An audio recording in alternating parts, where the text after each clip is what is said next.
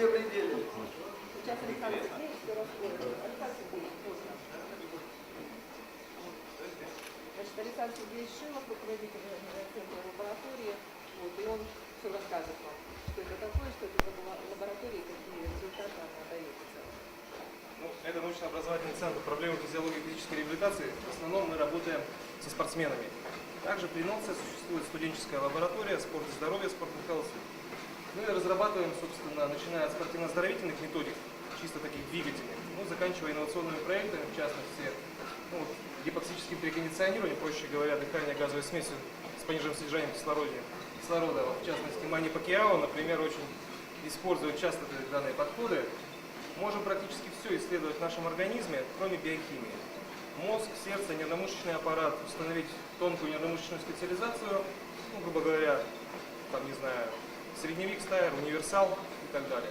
Мы практически сотрудничаем со всеми физкультурно-спортивными организациями, федерациями по видам спорта, ну, и так далее. Ну и ведем несколько детских групп, в частности, спортивные классы по хоккею с шайбой, гонные детцы по хоккею с мячом тоже. Вот, давайте немножко по методикам расскажем, что мы можем. Более детально. Потому что то, что вы сказали, это так вводная информация. Интересно очень.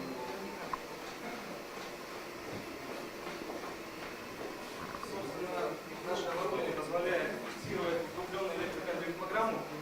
Проще говоря, эффекты перетренированности, переутомления можем тонко дифференцировать спортсменов. Сейчас у девушки моменты будут зашкаливать. Да, ЧСС. Я же его вижу уже. Пошло.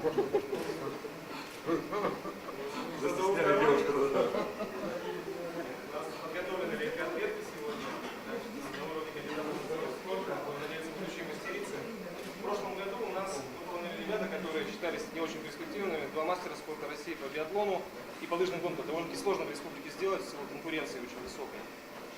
С единоборцами мы тоже работаем. Ну, в основном это и ударные виды деятельности, ну и борцовские виды. Практически все виды спорта, олимпийские, неолимпийские, нам постоянно ходят. Довольно-таки неплохие разработки у нас по нервно-мышечному аппарату. Тонкую нервно-мышечную специализацию можно устанавливать. Так что, кроме того, собственно, анализ дыхательной системы полностью, это что актуально, виды спорта на выносливость. Пловцов ведем довольно-таки неплохо. У нас в республике довольно-таки сильная латинская школа. Мастеров порядка 20 человек ежегодно бывает. В состав национальных сборных входят, ну и даже призеры Олимпийских игр. Есть